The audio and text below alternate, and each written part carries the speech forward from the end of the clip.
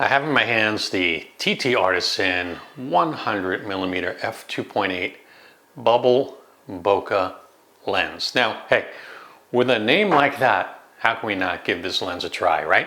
So, tell you a little bit about it. Focal length, 100 millimeters. Closest focal distance is 0.9 meters. It's a full frame lens. Front filter size is 49 millimeters. Front angle of view is 24 degrees. It's obviously nice and small and light. 307 grams. The maximum aperture is f2.8 and the minimum aperture is f22. 13 diaphragm blades. Optical design, it's 3 elements and 3 groups. It is a manual focus lens, fully manual, and it is an M42 mount. So that's actually a screw-on mount. Okay, so with an adapter, it'll basically work on any brand camera. I did test it with the Nikon Z8. With the adapter is super cheap, but you can get them for under $15. So because it is fully manual, there's no electronics going back and forth. So the adapter is basically like just basically a spacer in between the camera and this lens. And it is super reasonably priced, coming in currently at just $183 on Amazon. So how can we not give this baby a spin, right? Let's see what the Bubble Bokeh lens can do. Okay, so 3 important things, right, when considering really any lens, is the price, right? Well, we know the price is right at $183 plus that adapter that's sub $15. But they're promising us Bubble Bokeh. So the next question is, does the bokeh bubble? And that's what we're going to check out. And then after that, how sharp is it? Is this lens, average? Does it excel its price point, or is it something really special? So, hey, let's check it out, and let's see if the bokeh bubbles. Okay, so taking a look at the first image on the screen here. Yes, I can tell you for certain that we are definitely getting beautiful bubble bokeh with this lens. Now, do keep in mind this is a fully manual focus lens, okay? And you're going to set the aperture manually. You're going to set the focus manually. I did use focus peaking to help me get some really or as sharp a focus as I could achieve with this camera using the Nikon Z8. And again, just keep in mind, very high resolution files here with the Z8. So really putting this lens to the test. Okay, let's take a look at the next image. No, we don't want that. We just want to see the image, Lightroom. Thank you very much. And again, beautiful bubble bokeh that we're seeing out of the lens. As promised, this is what we would be expecting, right, from something that calls itself bubble bokeh. So that's gorgeous, and you can see the basically this is what you're going to expect from this lens, and just the circles and the softness. It's really, really pretty. And let's take a look, and here's another one with a portrait and another portrait there. And now let's take a look at some just regular images. How does it take an image when we're not trying to get bubble bokeh from the bubble bokeh? So I did run it through a few paces, and you know what? It was okay. I would say that I had just as many misses as I did hits in terms of taking pictures with this lens, and the same went for the bokeh as well. Sometimes the images just came out a little bit soft looking, but with some adjustments in Lightroom, they were able to look super sharp. So let's take a look at this image, for example. And this was one of the sharper ones, actually. But let's go into the Develop tab. And I'm just going to show you real quick what the before and after of this image was. So you're seeing the after right now, and I've applied a lot of corrections. But if we reset this, or actually we don't even have to reset it. Let's just hit the backslash key so we can see the before. And you can see it is just a little bit soft. The colors are like, and it is a raw file as well, so we would expect the colors to be neutral. And that was after, so before processing and after processing. And by adding the clarity slider, and you can see I brought up the clarity slider up to 35 in this image, it pulled in all of that mid-range contrast and makes the image look nice and sharp. Let's take a look at some other images. And there we go. And again, not bad, not wonderful, but not bad. Nice image there. No, I don't understand why that keeps happening, but we'll just roll with it. And again, just a little bit soft right here, this image, and no matter what I did to try and get a sharp focus on this image, I just could not nail sharp focus. So, you know, again, a little bit of, for me, a little bit of hit or miss. So I came back and I wanted to really test the sharpness of this lens. So I did take some images with a test chart. So let's see how this image performs at f2.8. Okay, so we are looking at the test chart, lens test chart at f2.8 with our TT Artisan Bubble Bokeh lens. And let's take a look.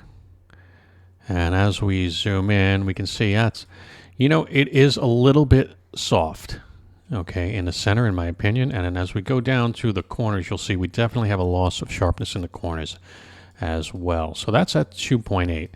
So let's take a look at f4 and see what that looks like. Okay, so this is f4. And you can see already we have a pretty nice increase in sharpness at f4. And we go down to the corner and you'll see definitely an increase in clarity in the corner as well by f4. We go up to 5.6. Now things are starting to look pretty sharp with this lens at 5.6. Corners are looking pretty good.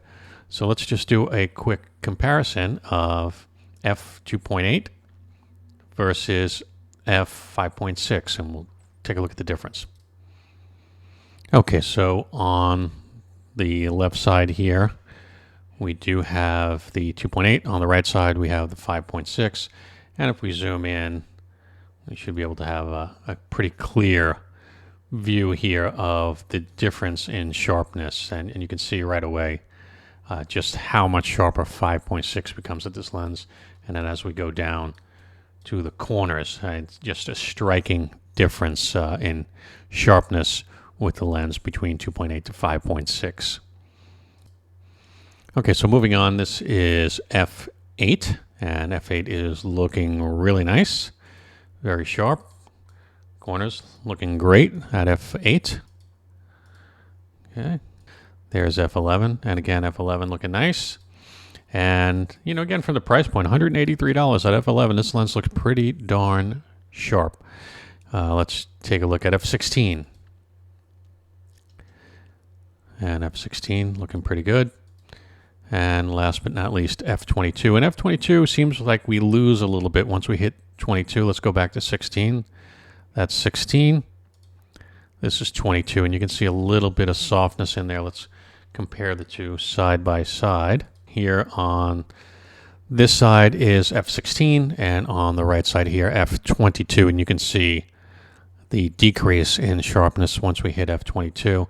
Let's take a look at the corners and see how that looks. And again, I mean, not a major decrease in the corners, but a little bit, but I can definitely see a difference. And hopefully you can at home as well at f22. Okay, so I did want to do a head-to-head comparison with this TT Artisan Bubble Bokeh lens against something that's in the same playing field. And honestly, there really isn't anything that's in that same price point. The closest thing that I could come up with is the Venus Optics, the Laowa 100mm f2.8 lens. It's the ultra macro 2-to-1 zoom. It's $499. So let's keep in mind that the TT Artisan is less than half the price of the 100 millimeter from Venus Optics, but that's pretty much the closest comparison that I could come up with. And I did want to just take a look at the difference in sharpness and clarity and resolution between the two.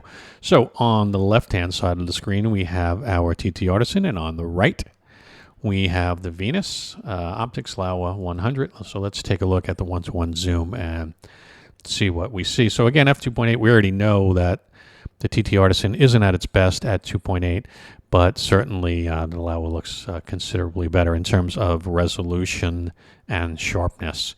If we head on down to the corners, again, we see the same thing, definitely better in sharpness. However, there is some substantial vignetting in the corner here, which the TT Artisan does not suffer from. So credit to the TT Artisan there. It certainly loses in sharpness and resolution, but it actually bests the other lens in terms of vignetting. All right, so let's take a look at some other examples. Okay, so we're at f8. We know that the TT Artisan performs well at f8. So let's go in for the 1:1 zoom here. Oops, that was not where I wanted to zoom into, but that's pretty close. All right, so you can see obviously the TT Artisan is much sharper here, but again, it is definitely bested by the Laowa on the right side, but the playing field is kind of leveled out now considering the price point. And if we move on down to the corners, again, our TT Artisan has a much better corner sharpness there, although the Laowa is still besting it, and that vignetting problem has gone away in this image as well. So, kind of, I guess, what we would expect here. And if we take a 1:1 zoom in again, but it is pretty close, and again, when you consider the price point. Let's look at one more. Okay, so f16, we have TT Artisan on the right, and on the left, the Laowa. And zoom in, 1:1 zoom, and again, yeah, TT Artisan looks good as we saw earlier, but again, it is definitely bested in sharpness there for sure by the much more expensive lens. But in terms of color and things like that, it is pretty close, although I do see better looking blacks in terms of resolution on the Laowa lens than I am seeing on the TT Artisan. But that just may be, well, a couple of reasons, price point, and maybe it's just the effect of that whole bubble bokeh aspect of things, just the lens being a little bit softer. So again, sharper here, a little bit softer on the side here. A touch of maybe vignetting coming in also on the TT Artisan that we don't see on the Laowa. That had disappeared at some point. And but overall, it holds its own fairly well, and when you consider the price point, extremely well. And then when you want to take in that creative aspect of the bubble bokeh effect, hey, you know what? It's just a fun lens to kind of play around with and maybe have in your bag for that, those kind of fun shots. So if you follow this channel, you know I generally do giveaways after lens reviews, and of course this is no exception. So I will be giving away the TT Artisan Bubble Bokeh lens. So take a look in the video description for details on how you can enter to win that contest.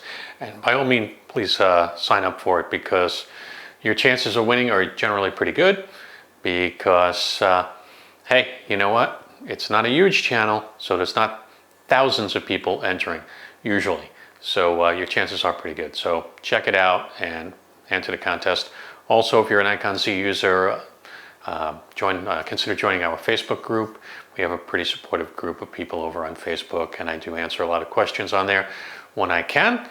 So it's another way of saying hi to me. Okay, so here's that adapter, by the way. As you can see, it's just really a basically a spacer, just a plain piece of metal that goes in between the camera and the lens. Hey, so I hope this video has helped you out, and if anything in this video has helped you out, please help me out by hitting subscribe, hit the like button, ring the bell, and definitely leave me a comment, because I pretty much try and answer as many comments as I can, and I love hearing from you guys. So thanks for watching, YouTube. I appreciate you, and I look forward to seeing you on the next video. Bye-bye.